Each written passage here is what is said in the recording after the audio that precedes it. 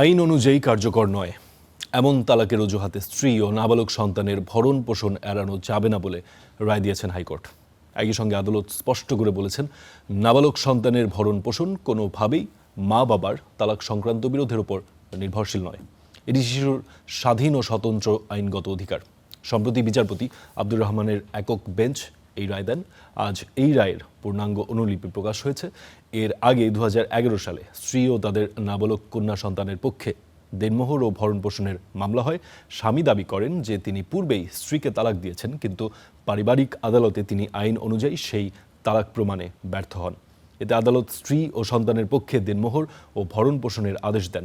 পরবর্তীতে নতুন একটি মামলা দায়ের করে দাবি করেন যে তালাক কার্যকর হয়েছে এবং সেই মামলার অজুহাতে ভরণ পোষণের আদেশ স্থগিত করার আবেদন করেন। নিম্ন আদালত আবেদনটি খারিজ করলে বিষয়টি হাইকোর্টে আসে।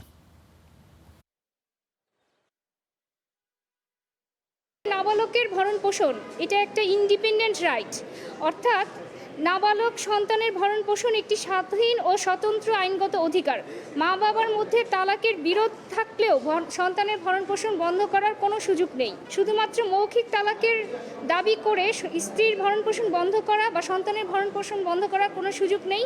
সন্তান যদি স্ত্রীর কাছেও থাকে, তারপরেও তাকে সব ধরনের মেনটেনেন্স দিয়ে যেতে হবে।